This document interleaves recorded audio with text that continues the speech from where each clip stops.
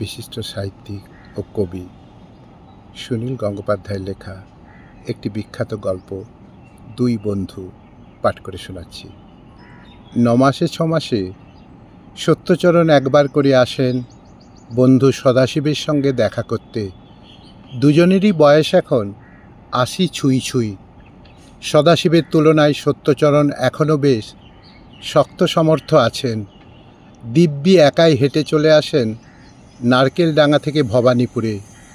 সদাশিব নিজস্ব গাড়ি চালিয়েছেন যৌবন বয়স থেকে, হাঁটা দূরের কথা, তিনি ট্রামে বাসে চেপেছেন খুবই কম। হয়তো সেই কারণে তার দুটো হাঁটুই গেছে। এখন সিঁড়ি দিয়ে উঠতে প্রবল কষ্ট হয়।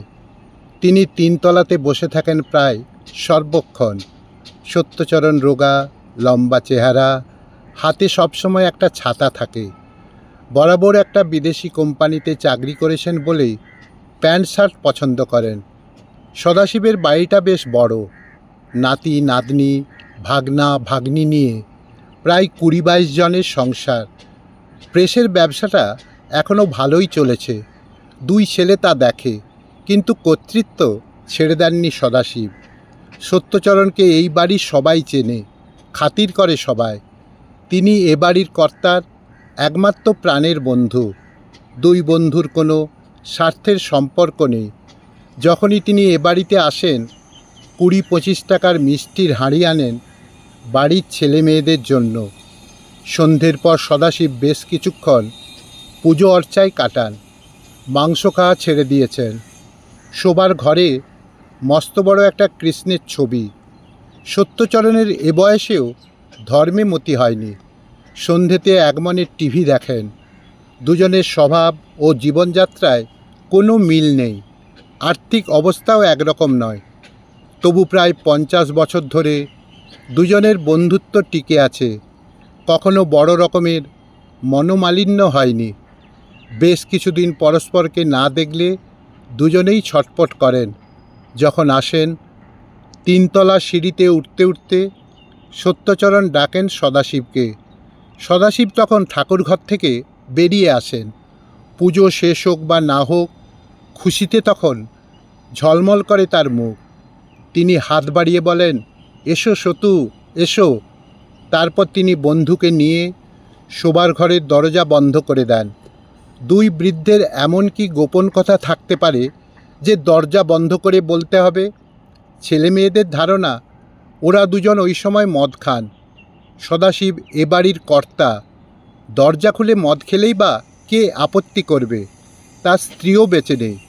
2 ছেলে নিয়মিত মদ্যপান করে।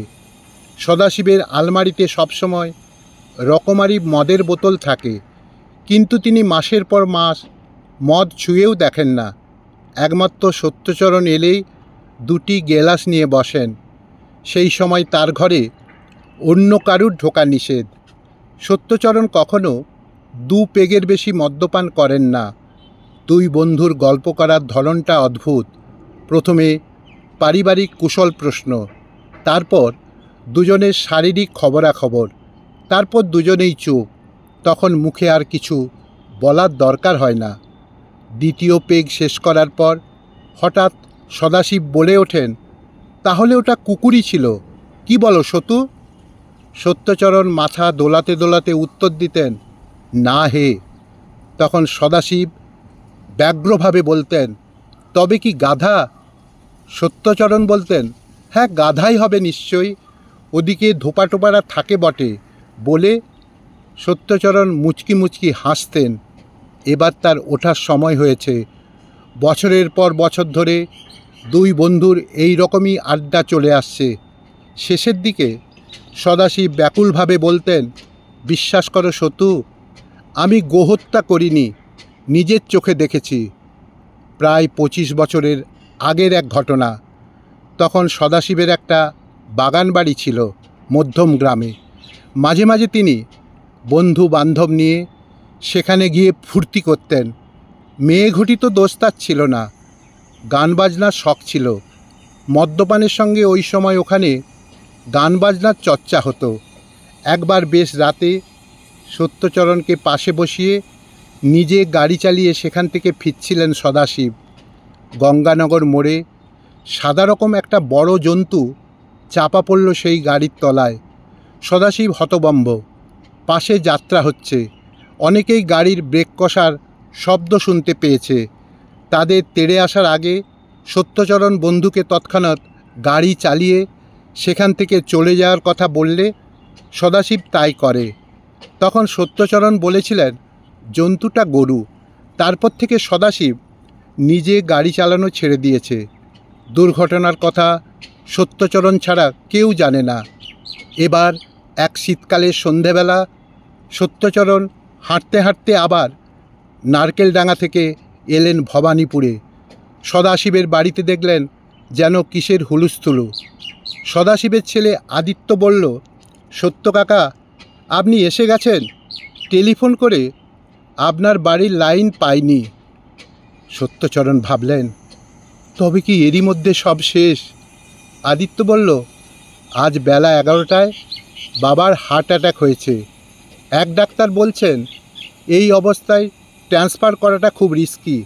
আরেকজন বলছেন হাসপাতালে না নিয়ে গেলে ঠিকমতো চিকিৎসা হবে না।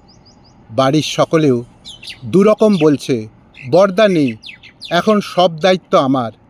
এখন ঘুমের ওষুধ দেয়া হয়েছে। বাবা বারবার আপনার কথা বলেছিলেন, আপনি বরং বাবার কাছে একটু গিয়ে বসুন। সত্যচরণ ভাবলেন, বয়স তো যথেষ্ট হয়েছে সদাশিবের, আর হাসপাতালে বা নার্সিংহোমে যাওয়ার দরকার কি? বাড়িতে আপনজনের মুখ দেখতে দেখতে শান্তিতে চলে যায় তো ভালো। তিনি দেখলেন এক পুত্রবধূ বাতাস করছে, আর এক পুত্রবধূ পায়ের তলায় হাত বুলিয়ে দিচ্ছে। তিনি একটা চেয়ার টেনে সেখানে বসলেন। তিনি দেখলেন সদাশিবের মুখ স্পষ্ট, আসন্ন মৃত্যুর ছাপ। প্রায় আধ ঘন্টা পর সদাশিবের ঘুম ভাঙল। সত্যচরণকে দেখে তিনি খুশি হলেন। সদাশিব দুই পুত্রবধূকে বললেন ঘরের বাইরে যেতে। আপত্তি সত্ত্বেও তারা চলে যেতে বাধ্য হলো। সদাশিব সত্যচরণকে বললেন, তোকে কেউ খবর দিয়েছিল? সত্যচরণ বললেন, না, এমনিই চলে এলাম। সদাশিব বলল, আমি সারাদিন তোকে ডেকেছি, তুই তাই আসতে বাধ্য হয়েছিস সতু। তুই না এলে মরেও আমার শান্তি হতো না। দরজাটা বন্ধ করে দে। এই আলমারিতে দেখ, হুইস্কি আছে, গেলাস আছে। সত্যচরণ বললেন, না, আজ নয়। সদাশিব বললেন, তুই একটু খা সতু, তাতে আমার তৃপ্তি হবে। সত্যচরণ দৃঢ়ভাবে বললেন, তুই ভালো হয়ে ওঠ, তারপর আমরা একসঙ্গে আবার খাবো। সদাশিব হঠাৎ বলে বসলেন, সতু, সত্যি করে বল, ওটা কি গরু না অন্য কিছু? সত্যচরণ চুপ। সদাশিব বললেন, আমি গোহত্যার পাপ মাথায় নিয়ে পৃথিবী থেকে চলে যাচ্ছি। সত্যচরণ এক দৃষ্টিতে বন্ধুর মুখের দিকে চেয়ে রইলেন। মৃত্যুপথযাত্রীকে সান্ত্বনা দিতে দোষ নেই, তাই এবার সত্যচরণ মৃদু হেসে বললেন, তোর সঙ্গে আমি এতকাল ঠাট্টা করতাম রে, সেটা ছিল আসলে একটা গাধা। কুকুর টুকুর নয়, গাধা, স্পষ্ট দেখেছি। তুই গোহত্যা করিসনি। একটা তৃপ্তির নিঃশ্বাস ফেললেন সদাশিব। দু চোখ দিয়ে গড়িয়ে এলো জল। তারপর তোষকের তলা থেকে বের করলেন একটা বড় খাম। তার মধ্যে একটা পুরনো খবরের কাগজের কাটিক। সেটা সদাশিব ছিঁড়ে ফেললেন টুকরো টুকরো করে। তিনি যে গোহত্যা করেননি তার অকাট্য প্রমাণ তার কাছে এতদিন জমা ছিল। সেই কাটিংটা সত্যচরণেরও চেনা, তার কাছেও একটা আছে। এই কাগজে ছাপা হয়েছিল ওই দিন গঙ্গানগরের মোড়ে সেই নিহত যুবকটির ছবি। ওই কাগজে ছাপা হয়েছিল ওই দিন গঙ্গানগরের মোড়ে সেই নিহত যুবকটির ছবি। গল্পটি শেষ হলো।